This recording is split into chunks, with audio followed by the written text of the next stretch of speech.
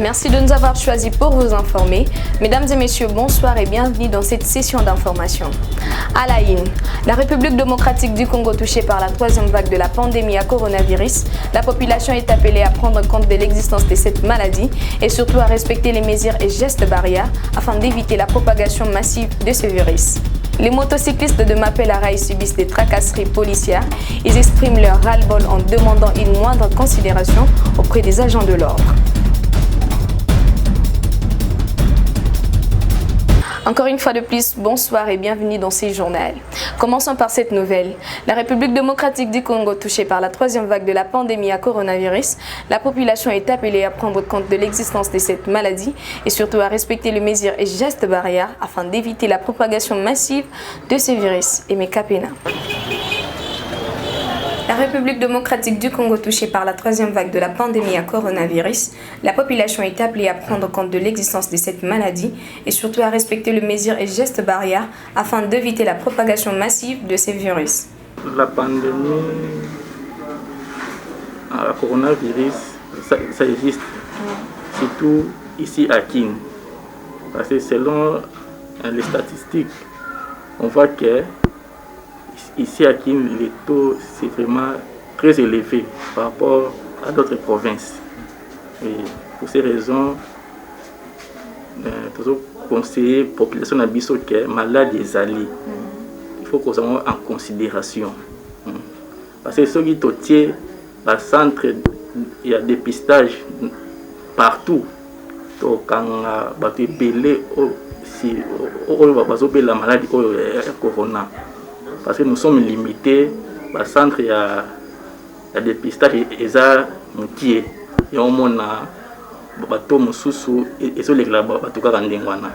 Il y a un tout conseiller la population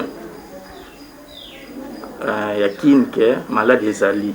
Il faut qu'on respecte les mesures, les barrières pour éviter que la pandémie est vraiment trop et ça la macasse surtout na Kini awa na bato bandi maté problème là la conscience. Le problème c'est au niveau de la conscience et la communication au niveau des ministères de santé. Il faut qu'ils multiplient la communication. Quant à la population, je leur dirais que la maladie existe. Et aux dirigeants, à tous les niveaux, doivent être des exemplaires. Ils doivent éviter les activités de rassemblement. Quant à la population, elle ne croira pas quand elle voit les dirigeants qui se mettent au rassemblement. Elle ne croira pas. Parce que si vous-même, les responsables, vous ne respectez pas les gestes et barrières, il faut sauver les bas peuples. Parce que la population vit dans un taux d'alphabétisation trop élevé. Pour qu'elle croie à une chose, elle doit voir. Nous demandons aussi que, comme c'est fait dans d'autres pays, nous montrons vraiment les gens qui sont malades. Même si vous n'allez pas exhiber leur face, au moins, montrez-nous les images pour que nous croyions. Parce que souvent, on nous dit que les présidents étaient allés voir les gens qui sont malades, mais nous ne voyons rien. L'insécurité dans la commune de Massina ne cesse d'accroître suite au manque d'électricité.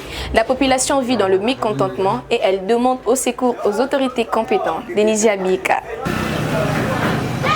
Les habitants des quartiers D dans la commune de Massina vivent dans l'insécurité causée par le manque d'électricité. Depuis un temps, une situation qui ne cesse d'accroître leur inquiétude et pousse les cris d'alarme en ces propos.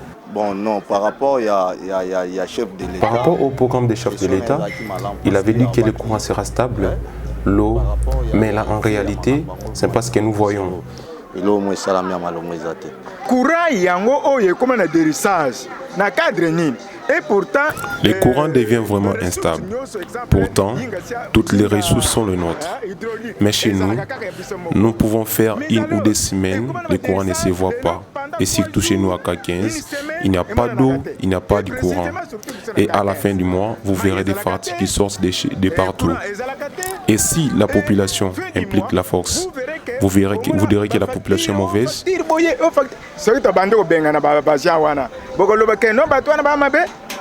Les motocyclistes de Mapela-Rail subissent des tracasseries policières. Ils expriment leur ras-le-bol en demandant une moindre considération auprès des agents de l'ordre. Christian Moquet pour le reportage. C'est avec un ton élevé que les motocyclistes de Mapela-Rail ont revendiqué leur liberté devant la police. C'est un traitement inhumain, d'après le président de ces motocyclistes, M. Freddy Benamunzela, qui a montré toutes les mauvaises pratiques de la police à leur égard. Je suis le président de tous les motocyclistes de cette route. Je réponds au nom de Freddy Benamunzela.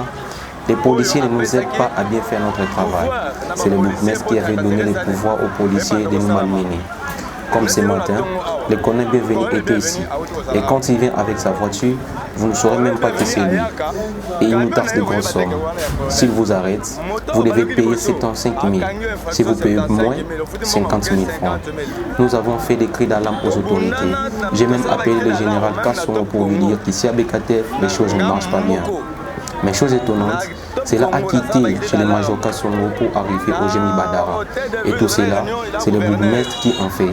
Une fois, j'avais fait une grève que toute la journée, les motocyclistes ne vont pas travailler jusqu'à ce que l'État nous prenne une solution. Mais jusqu'au moment où nous parlons, nous n'avons aucune solution. Je demande aux policiers de nous mettre à l'aise. Avant tout, ce quartier était répété du bandit. Mais quand je suis venu avec cette initiative, les garçons qui autrefois étaient des bandits sont devenus des chauffeurs, des receveurs, des chargeurs. Ils ne font plus de crimes. Or, quand ils amènent la tracasserie, ils veulent à ce que ces jeunes reprennent le banditisme au courant. Solution, mais jusque-là, il n'y a pas de solution.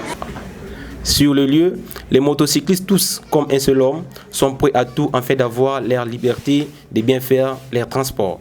A encore M. Saddam, l'un des motocyclistes. Nous sommes dans la commune de Massina sur Bekatev. Pour notre travail, les policiers nous prennent comme des instruments d'exploitation. Nous n'avons plus moyen de bien faire notre travail. Chaque jour, ils ne font que nous arrêter. Le bourgmestre de cette commune ne veut pas que nous fassions notre travail. On ne comprend pas s'il veut que nous devenions des Koulouna ou quoi. Nous sommes des responsables quand même. Avec ces motos, nous versons 30 000 chaque jour. Et plus de 100 policiers, chacun vient à son tour pour demander 1000 francs. On ne peut pas refuser. On est obligé. Et sinon, ils confisquent nos motos. Bienvenue viendra de son tour pour nous arrêter. Et s'il nous arrête, on est obligé de payer 50 000 francs. Et même si on donne 49 500, il va refuser.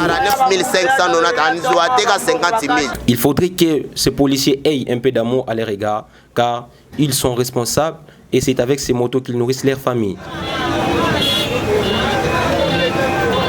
Plusieurs caniveaux sont bouchés dans la commune de Ndjili au quartier D, une situation qui met en péril la santé des Ndjilois. De ces faits, les habitants de cet arrondissement lancent un cri d'alarme aux autorités. Roso Chumba pour plus de détails. De plus en plus, la ville de Kinshasa perd sa belle image suite à l'insalubrité signalée dans plusieurs coins de cette capitale congolaise. Ceci est dû au comportement des Kinois qui s'en servent des caniveaux comme étant leur poubelle. Nous sommes dans la commune d'Ndjili au quartier D où la plupart des caniveaux sont complètement bouchés et mettent en péril la santé de ces paisibles citoyens. L'on se demande pourquoi la non-implication du bourgmestre de cette municipalité dans l'affaire. S'interroge notre rédaction. Par cette occasion, les Ndjilois se sont exprimés. Mon problème est celui-ci. Nous sommes partis voir le bourgmestre et avons même introduit une lettre lui demandant les outils afin d'entretenir les caniveaux. Regardez vous-même les moustiques et les saletés. Je demande au bourgmestre, est-ce que les gens normaux peuvent vivre dans ce genre de conditions? Allez dans les hôpitaux, vous verrez les enfants ainsi que les vieux qui souffrent de la malaria et plein d'autres infections. Ils ont parlé de Kinbopeto. Apparemment, c'est seulement en ville et non ici à Ndjili, précisément au quartier D. S'ils sont incapables de le faire, nous le ferons à leur place. Mais rendez-vous en 2023.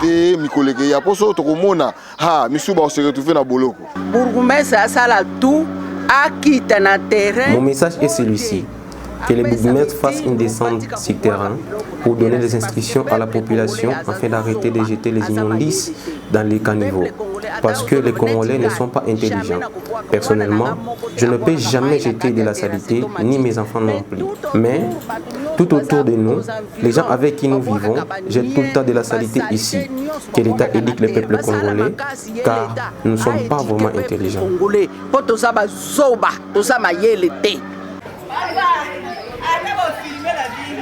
C'est par ici que nous mettons fin à cette édition d'information. Nous vous disons merci de nous avoir suivis et nous disons merci à l'équipe technique et rédactionnelle. Quant à moi, je vous prends rendez-vous au prochain numéro. Au revoir.